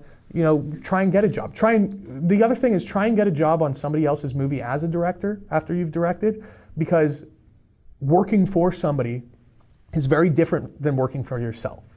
And you have to learn the difference, and you have to experience it as well. Because when you have people to answer to, you have to learn how to play nice. And learning how to play nice is going to really help you move forward in this business, because there's, I think somebody, I don't know who said it, maybe it was my dad, but they said, in this business, you could either be oh so clever or oh so pleasant, and sometimes I recommend being pleasant, and that's the truth. People like to work with the people they like. So, being able to not be argumentative while still being passionate and getting your things across is an art form. So find a way to get people passionate about what you're passionate about without being disrespectful, because the people that are above you have hired you. And if you do a good job, they will hire you again. And if you are easy to work with, they will hire you again. So find a way to walk the line of being passionate while also not, being a dickhead, basically. Because believe me, I've been on the other side of things as a producer, and you will be like, why are these people being so irrational? Like, it's very easy when passionate to completely lose sight of how you're behaving. And because, you could watch, which is why people think sometimes directors are crazy. You will see, you'll start to go crazy because you start to obsess about little things. So you have to find a way to be passionate as well as, friendly and fun in the same thing. So I think that's important. So I recommend at all times, if possible, even if it's just like a YouTube video or something, find a way to work for somebody else and just experience it. Because I think that's the kind of experience that you should have when moving forward. Because when you're trying to get these bigger jobs later, which I'm still trying to get, mind you, I haven't, but I know the things in the past that I've done are going to help me, because I know, look, I'm not going to throw a hissy fit and have a fight over, a couple things that aren't that important. I will stand my ground and explain, why, but if they put their foot down, that's it. You have to allow the people on top to make some of those decisions, because ultimately they are on the top. Until you are, a carte blanche director that's doing giant things, you have to learn to play nice with everybody. Then, if you have all the rights to do anything in the world, you could be an auteur that does whatever they want at any point. That's my thought. I don't know. Maybe you're hired. I'm hired. Wow. You joke. You think I'm joking. Top two things that you've learned directing. Top two positives, top two negatives. The negatives of, I'm never going to do that again. I'm never going to do that again. Top two things I learned directing. top 2 things I learned directing that I would do again. I mean, definitely the pre-production stuff. I'm obsessed with making my movie in prep. Like, I do color-coded notes. I do color-coded notes for every department. I'll write.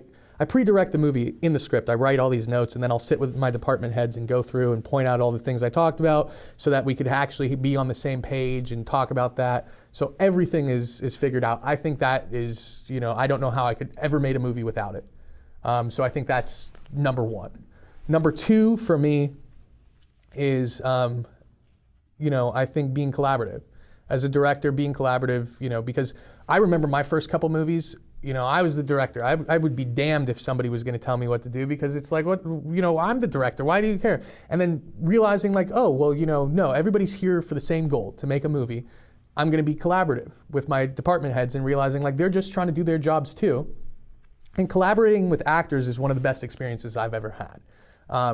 Because I might have my ideas about a character, even if I wrote the script, but it's amazing to see what, everybody comes with a bag of tools, and they're like, oh, well, I could do this and I could do this. And it's really amazing to see, because, you throw your ideas about the character at the canvas, and they throw their ideas about the character at the canvas, and whatever works for both of you, you use to paint the picture of who this person is. And so you build this character, and people will bring up things that you never thought about, and you'll be like, wow, that's amazing.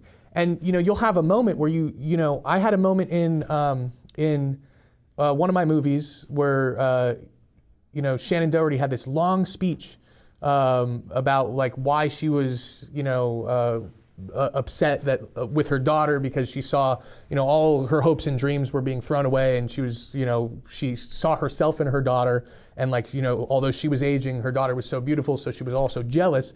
And instead of this long speech that I had written, and I spent all this time, Shannon was just like cried and just like looked at her, and she did it in a look, and that's not something that I would have thought about unless that look said everything.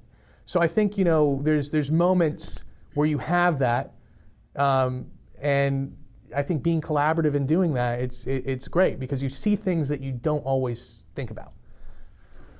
Things that I would never do again as a director.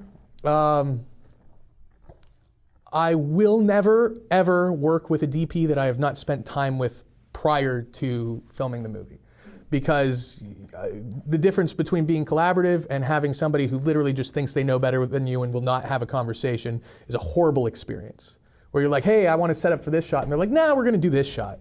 Because then, like, when you have a riff with your DP, you realize very quickly that your DP has 2 departments on their side that you do not have. So I think that's definitely, something I would never do again, is I need to sit down with my DP, have a bunch of conversations in pre-production. Any argument that I'm going to have with my DP, I want to have it before the movie starts, so that we're just clockwork on set and it's boom, boom, boom. So I would never do that again. Another thing that I would never do again is, I'd say probably work with an actor that I haven't talked to and met with as well. Because I've had people that I've cast before in movies that I'm like, oh, they'd be great, and like blah, blah, blah, oh yeah, blah, blah, blah, let's get them. And then, they just show up and they just do not give a shit. And it's like, okay, well, so like I need to meet with and talk with this person and sell them on the passion of this movie before they're ever there. Or else if I don't, like I can't have them coming in blind and being like, well, whatever, I'm just going through the motions. Because, you have people that, now mind you, I respect a lot of actors, but you will have people that are just doing it for a paycheck and they're just going through the motions. And if that's the case and you're being forced to use that first person by the distributor, I at least want to know it first. I don't want to figure that out on set, because that's a really horrible experience to have. When you talk about DP, and you mentioned DP earlier, do you ever use like a lookbook or reference or clip references from other movies when you're talking about doing your colorist, of having those on file or going, I want this movie to look like this? Yeah, definitely. I mean, not only do I do that with my DP we'll watch movies together, and I'll point out why I like certain shots and stuff like that. I also, I'll create a collage of different pictures from other movies that I like, and then off of that, because I love shooting on Alexa, which is like the greatest camera there is, I love it. We actually create our own LUT. And so, I have that LUT fed to my monitor so that I'm able to, see exactly what I'm exposing for. So it actually moves much quicker in color too, because we're lighting for a certain look that we've already decided on, and we're going for that instead of just using the standard, whatever. We're actually going for a specific look. And I think it's, it really helps, and it's, we're on the same page there. So I think that's good. The other thing I'm going to say while speaking about looks and color, in horror, do not be afraid of having your subjects go into darkness. A lot of people will just light everybody very flat, and you want to have mood, you want to have cuts on people's faces, so you have shadows. Do not be afraid of having somebody like dip in and out of darkness, because that's what real life is, and that's how people are going to be scarier, but it also creates an atmospheric look, and that's important.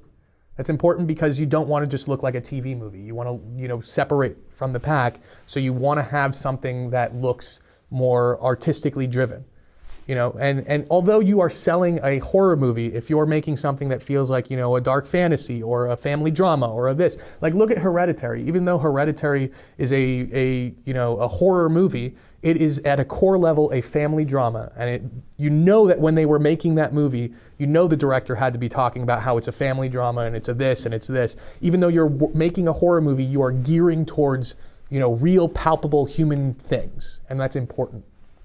You brought up Hereditary. What struck me about that film that hasn't been discussed, because you're very visual, obviously, is sound. And yes. Horror seems to be more audio-centric than maybe some of the other genres that are out there. Yeah, sound design is huge. I've been very fortunate that I work with like a really great sound design team that they've worked on Netflix movies and Blumhouse movies that they're fantastic. So they help with a lot of guidance on that. But there's a lot of stuff where you'll say like, okay, you sit with them and do a spotting session and you'll talk through everything. So you'll say, okay, right here, I want this here, I want this. Like I'm thinking like I want to hear something that's like a screeching noise here, and so you'll walk through everything with them.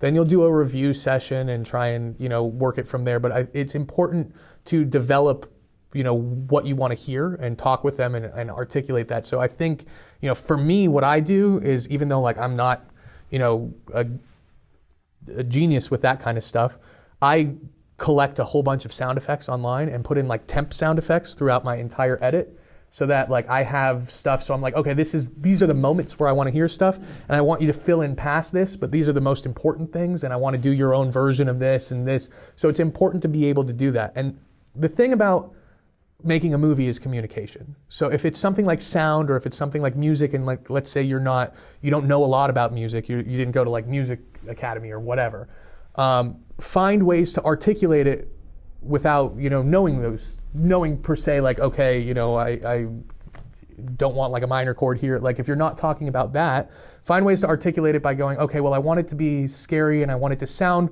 like this, and here's like a temp score moment of something. I'm not saying to copy this, but I'm saying like this is the emotion that I'm trying to capture, and I like the instruments that are used here. So find ways to talk about it in ways that you understand and that you can articulate to them. But sound is all dependent on what you do for the movie. Yeah, well, it seems like horror, if anything, is probably one of the most quiet of the audio experiences until you get the hit.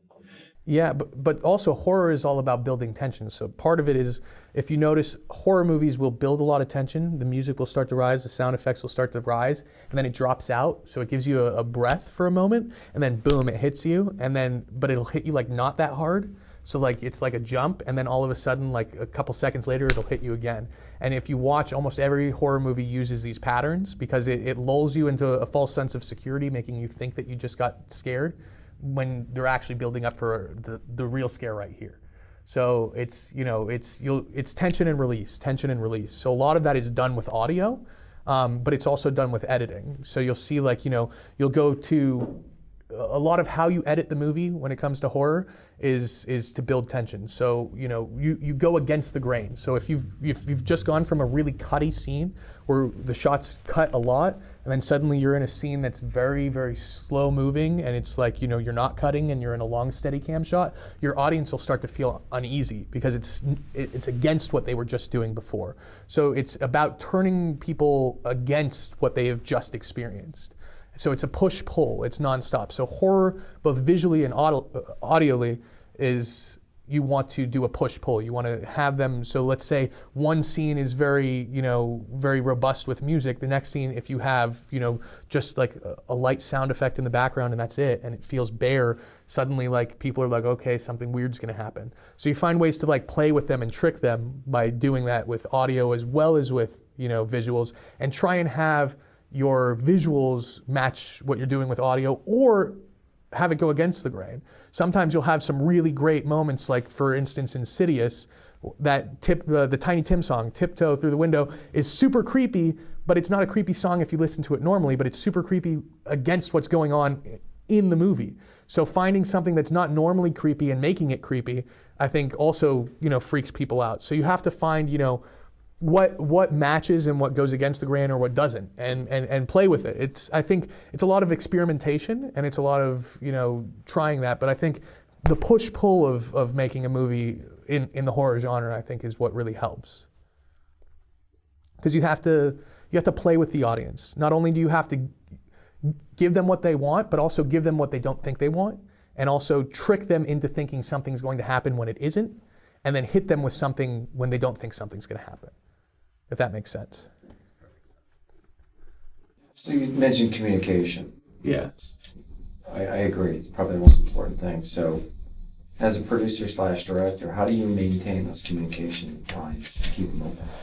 With what department? Whoever's giving you pushback. DP that's basically not giving you any, respect on set. I had that experience once. Sure. And it was horrible, and I did not handle it that well.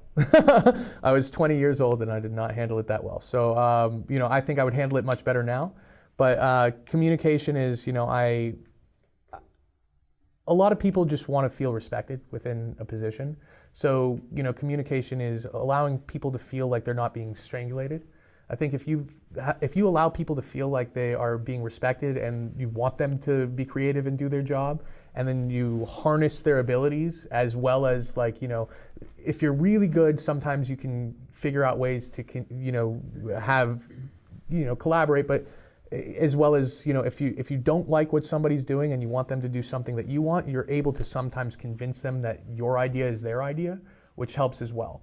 But I think communicating for me is, you establish way up front, hey, we're making this movie together. Anytime you want to talk, pull me aside, let's chat, as long as I'm not in the middle of a take or in the middle of this, let's do it, let's talk about what's moving forward. Never be afraid to, allow those open lines of communication with all your department heads, because it's important to be able to endlessly communicate about that, because the most important thing is being on the same page. And sometimes people will tell you that they understand you when they don't.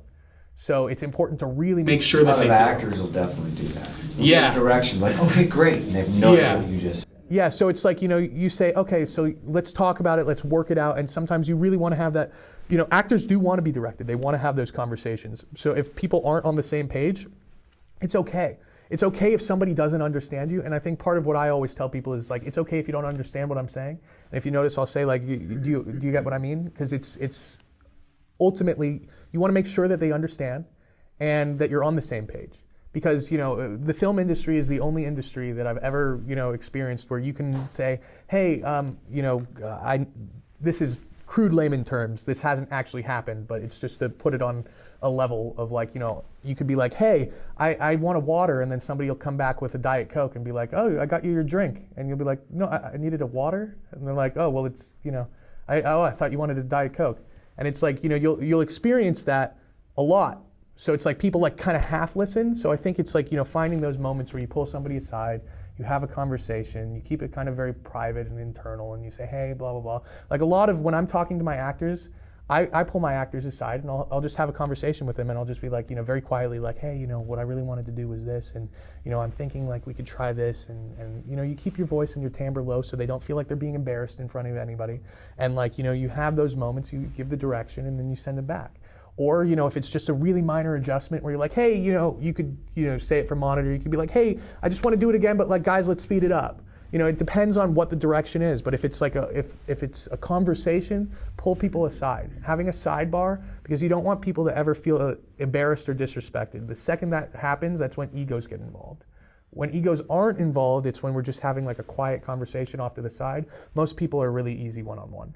And so you have those experiences, and as long as you don't get heated with people, you're not going to have issues usually. That's my experience. Did that answer the question? Yeah, no, I was just wanting to see, wanted you to expand on your thought, that's all. Because I think it's not only an on-set situation, it can happen through pre-production and go in post. Yeah. Certainly, Well, post-production, yeah. Post-production is a whole different animal, which, I've had strange experiences in post for sure. But I think, it's important to make people feel heard. I mean, I've had things with producers where they want to do certain things in the movie and we talk about it. I think the most important thing, like, for me when I'm directing a movie is I'm like, okay, let me show you everything that I was trying to do.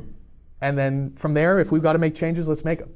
But it's like, the only thing that's confusing sometimes is when people are trying to change stuff and you're like, well, this is the rough cut. I haven't even done my edit to it. Like I'm just showing it to you now because you wanted to see it, but it's not done yet. Like if we can just wait till like we've locked, because these scenes are just stuff that is placeholders. So I think once you get to a point where you're like, okay, this is how I view the movie. If somebody's like, well, let's change this and let's do this. It's like, okay, let's talk about it. Let's do that. But I think it's, a lot of, in a producer standpoint, it's a lot of like stepping back for a moment, letting somebody have their creative bounds. And then once they've done that and they feel like they've been able to show it, then I think people are more amenable to changes for sure. I think that, that's definitely from my experience as both a director and as a producer when I've produced other people's films. Because I don't want to sit in on a director's movie and say, hey, this is a bad take of the actor, like change it, because they're like, oh well, I'm still working on it. Like so, sometimes you'll see stuff, but you let people tweak it because you don't know, have they even gone through that scene yet, or is that just a scene that like the editor's been doing? Mind you, like if anybody shows you and says, hey, look, this is my like as close to my director's cut as it's going to be, and then they start flipping out about like getting notes, then they're a crazy person. But like if they have not done it and they're like, hey, look, like give me like 2 more weeks to like get it to where it needs to be, and then let's talk about it. Like I think that's a completely different thing. But I think it's also important to like make sure. Let's say you're producing and you're working with a director, or you're writing and producing and you're working with a director, or you're a director working with a producer or whatever. Make sure you are on the same page at multiple points. Now, what I experienced as a director is I worked with a producer recently, and it was a good experience for me. The producer, wanted to give his 2 cents like a lot of the time, but mostly what he really wanted to do is he just wanted to know why I was making certain decisions. And as long as I was able to say, oh, well, I'm doing it because of this, and like I was able to tell him, he didn't really have a problem. But like it's I think, when you have the prep work and you're showing the prep and you're actually explaining things, and you're not just saying like, well, it's green because I feel like it's green.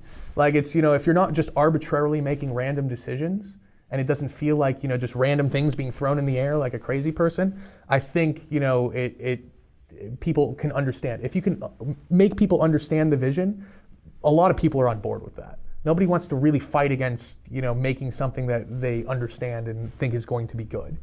Who gets final cut in pictures that you've directed? Always the producers. Yeah. I mean, like I've I've had, mind you, like if I'm the sole producer or one of the main producers, I end up with final cut. But if I'm hired by somebody, they have the final cut. But like if I'm the guy who raised the money and put the movie together, and I'm directing it, I'm gonna have final cut. But it depends. It depends on that really. But even on Bethany, where like I helped raise the money, and I wrote it, and I co-wrote it, and I directed it. I still was taking notes from my producers and stuff because The other thing is like, Did you get Final Cut on that? I didn't take Final Cut on it. I got notes from my producers, and a couple of them I was like, hey, look, I don't really like this note. I don't think it makes sense. Like, can we cut this out and not do this? And we had a conversation. We didn't do it. But I actually opened it up to notes because I'm a firm believer, and a lot of people might not understand this, but for me, what might make sense to me might not make sense to an audience. Because I might have the entire story in my head. And I may be like, well, they're doing this because of this, and like blah, blah, blah, blah, blah, and it's this. And they're like, yeah, but that doesn't come across in the story. And if everybody doesn't understand that in the story, and you do, that's an issue. So you should open it up to people. I think I think working in a vacuum is ridiculous. I mean, I feel like film is more of a collaborative thing. So working in a vacuum for me doesn't feel right, because I think it's important to open up these, the dialogues with people, because if you wrote it and you're directing it and you're producing it and you've been living with this movie for 6 months or however long, maybe a year, maybe 2 years, everything in it is going to make sense to you. Every single thing is going to make sense to you. And, that's an issue because it may not make sense to everyone else. But you have to admit, there must be those moments where you are just working with people and you go, they're dopes. They have no idea what they're talking about. I believe me, I've had that, and I've found, especially when I've been hired to do stuff, but I've found ways to address their notes while still keeping things intact. Or I've been able to calmly and, assuredly explain why I didn't want to do said note because X. But if they push back and say, well, it has to be done, you find a way to get it done. But ultimately, I think, listen, I've gotten ridiculous notes before. I've literally gotten notes on a movie, like I said, where, it's people, where it's obviously shot on a green screen, and they're, flipping out about the fact that it looks green. And it's like, well, there's visual effects, like, let's wait. But, and you have to explain that and stuff, but, one of the best things to do is, like, especially in pre-production, it's like find a person that's like a friend that you can just call up and like vent for like 5 minutes and be like, oh, this is bullshit, blah, blah, blah, blah. And then you calm down and then you type the email saying, okay, yeah, let's try that. Because like it's sometimes people need to vent. And I think it's, if as long as you get it out of your system, then you can move forward. Because as an artist, your knee-jerk reaction and will always be like, oh man, like I don't want to do that. But you will find a way to move past that. I think it's important to find a way to have those dialogues. That's my thought process. Did you say you're working on action movie? You already shot it, or you're gonna work on it? On what? You said you're working on an action movie? Yeah, I'm You're gonna gonna do work an on action it? movie. Yeah, I'm Or you're still gonna gonna come direct back it. to horror, right? What? You're not leaving horror though, are you? Every time I do a horror movie, I say it's my last horror movie. I'll probably continue doing horror movies. I love horror. It's like, I've got horror movie tattoos all over me. I'm like, I'm trying different genres. The problem is within horror, it's like to get the really, really, really big budget movies, which is my real goal, you have to do other genres. My real goal is to do like bigger studio level films, and like you got to get that through other genres a lot of the time. I've gotten a lot of advice from people who aren't in your position to like try to be a PA and work my way up there if I want to be able to be a director one day. But like I'm making movies right now, obviously independently. Is that still a good path to be able to like? Are those people that wanted you to PA for them? No, exactly. Like it seems like not sound advice, but it also seems like, I'll meet people who are working in actual movies that are actually making money rather than me just spending my own money on movies all the time. But I think if you make a viable product and like, you shop it and you start networking with other filmmakers, I think that's the way to do it.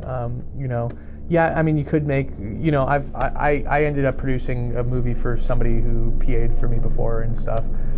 So you do have those experiences, but and it's good to meet other people and stuff, but you don't want to fall into the trap of like that's your livelihood, because you might get stuck doing that if that's what you look at.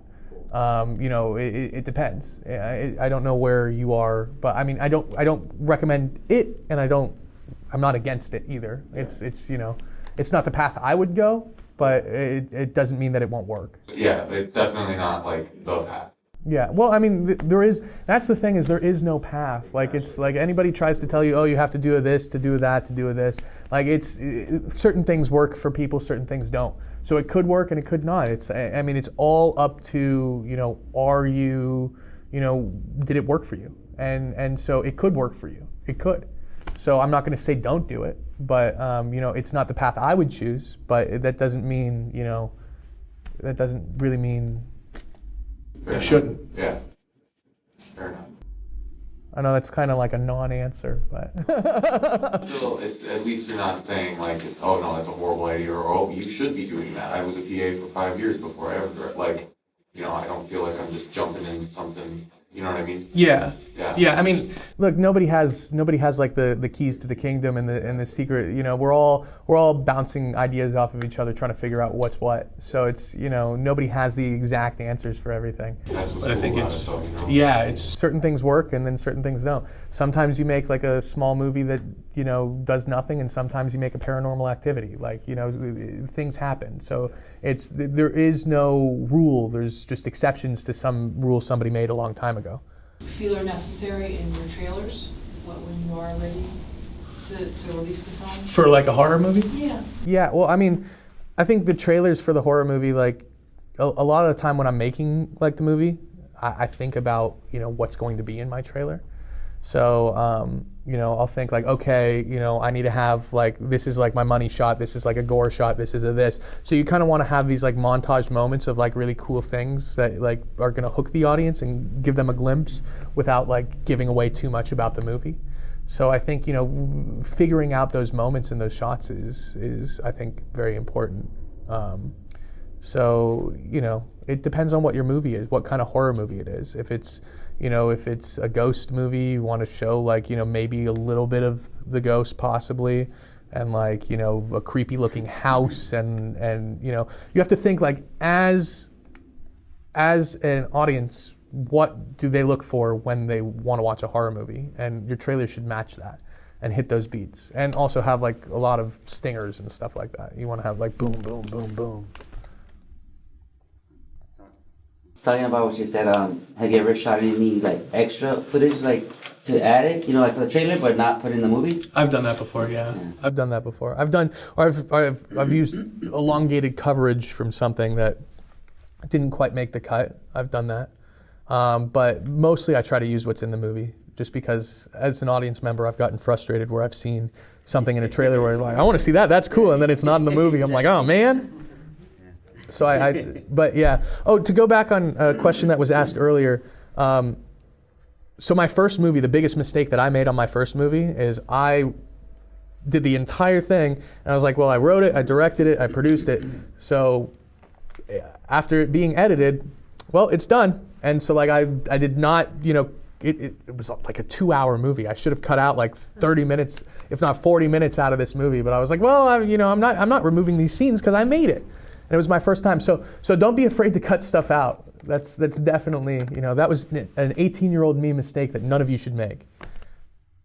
Sometimes you just got to pull out a scene. One of my favorite things to do now is I'll go through a scene and I'll go, how many lines can I take out of this scene to make it actually like shorter, more concise, without actually noticing that anything's missing. And you'd be amazed how much you can pull out of a scene without anybody noticing. And then that's how your movie starts pacing up. So. What's a day in the life like in between movies for you? Like when Trying to get another movie going. well, I'm curious. Like, are you focusing on like writing, or are you like just trying to set up as many meetings as you possibly can? It really depends. Like it really depends on like do I have something planned in it, like another movie going, or do I have a script that I really want to work on, or am I finishing up post? The thing is like while finishing up post, usually I'm setting up meetings and having, people come see little clips of the movie while I'm doing it, so that like I set up my next gig from there. But it really depends. It really depends on what you're doing. But it's, people will buy into the potential of things a lot. So, if you can show them, oh, look how cool like the making of this movie is, look how cool like the movie looks from like these shots and blah, blah, blah. It's easy to move that into more work before they're able to just judge, like, did I like, this performance or this story. If they're looking at just moments, it's, because when people are, film is, a very subjective thing. You could have two people can watch your movie, one can love it and one can hate it. So if you're just selling them on the moments and and what you were able to bring to it and all that stuff, it's easier to set up more, I think. Because when they judge the movie as a whole, they're specifically going like, well, did I like it or did I not like it? And sometimes, let's say you made a horror movie and you're interviewing for, I don't know, a comedy. Does that mean that, what if this person doesn't like horror movies? So are they going to watch it and go, oh, well, I don't really like this? So you have to figure out, a way. So I think setting up meetings, showing off your footage in certain ways is a good idea for sure. Do you tend to go back to the same companies for money? It depends. It depends. The genre that you're... Yeah.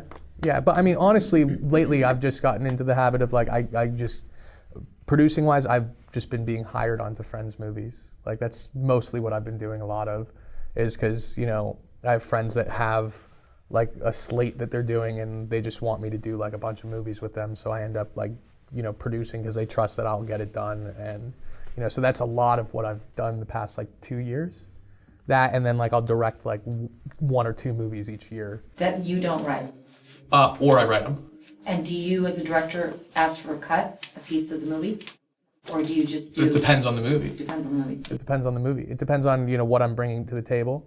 If I'm producing and directing, if I'm just directing, if, what my negotiated fee was, depending on like the budget of the movie. Like if I'm taking lower money, I'm going to want back end. If I'm taking, higher money, it's negotiable to not have back end. It really just depends on, the movie. Also, it depends on if the movie's pre-sold. Because if the movie's completely pre-sold, across the board and it's pre-sold in every territory, you might be negotiating for, back end of nothing because it's been pre-sold. So it really depends on the circumstances of the movie. Any thoughts on the future of story in terms of what's going to scare audiences? You think back to maybe, devil worship and possession was very frightening in the 70s and 80s. And then, like moving forward with things that come up in the culture, what do you see as maybe something that could be added into storytelling that's sort of future bound? It goes with trends, but also it goes against trends because you have something like a Get Out that like is not like most stuff. I think, one thing we're probably going to see is like politically geared horror. I think that's going to be a big thing moving forward, like different, focused on different aspects of life with a message in it and putting, ordinary people in extraordinary circumstances. So I think that's, you're going to experience a lot of that because, it's taking what people know and expect and turning it on its head. And I think you're going to see a lot more of stuff that's ripped from the headlines because, like, the scariest stuff is stuff that people can, like, relate to themselves and relate to what's going on in the world. So, when I worked with Wes Craven, Wes literally said, like, he got the idea from Nightmare on Elm Street from just reading headlines. And, like, there was, people that had died in their dreams, and so that's what made him, think of that. So I think you're going to have, stuff that comes from headlines for sure. And we live in a crazy world, so I think there's a lot to pull from. But I think we'll have a lot more politically charged horror for sure. I think that's why Get Out and stuff like that worked. How often do you take a risk on no-name actors, and when you do, why? What makes you want to take that risk? It really depends on the movie, and it depends on the role. It depends on what roles are left after having to fulfill like the distributor's requirements of like names. I did a movie that we just did that was a non-union. It wasn't SAG. And so like it was much easier to take risks on no-name actors because we weren't getting names. So we were able to cast like just who we felt were the best actors, and like they gave self-tapes and stuff, and the director picked off of that. So I think it just depends on the circumstances of the movie. I know that's kind of might not be the answer that you wanted to hear, but it's mean, there's something to be said about, like, you know, you want the best person for the job who can give the best performance. But I think that's, you know, much more of a luxury when you are not pre-selling the movie. But also, if you aren't, you still have to protect the investment with, you know, actors that have name value. And working on being on set, I don't know, I'm sure all actors are different, but how often do you let the actors follow their impulses and, you know, their instincts versus the technicality and like what you're pursuing? I think you should always let them do that, because the beautiful thing about making a movie is you could do multiple takes. So why don't you try it their way and try it your way and decide in the editing room? You want your actors to feel free and open. So let them try what they want to try, and then say, oh, that's great, you know, let's do it again, but let's try it a little bit more like this time. We got that one, let's try it like this. And, like, you know, you could try different things, and, you know, even if you're not going to do what the actor wants ultimately in the edit, you at least have the option, and they know you have the option, and I think that's what's important. What do you do to provide that sort of atmosphere for the actor to feel comfortable and feel open and not feel kind of attacked? You know, I mean, you discuss with them in advance that it's, you know, collaborative, and you want to be able to collaborate and work with them. And, you know, you discuss a lot about the character in advance with them, and you kind of start to see where they're gearing and go from there. But people will want to try stuff in the moment and try different things, and, you know, you shouldn't stifle people's creativity in that way. You want your actor to feel freed, and if you edit in your head and you know the edit and you know, okay, if they do something you like, great, you'll use it. And if they do something you don't like and you know, okay, I could edit this out, you know, don't make a big deal out of it if you know you can just cut around it. Bye.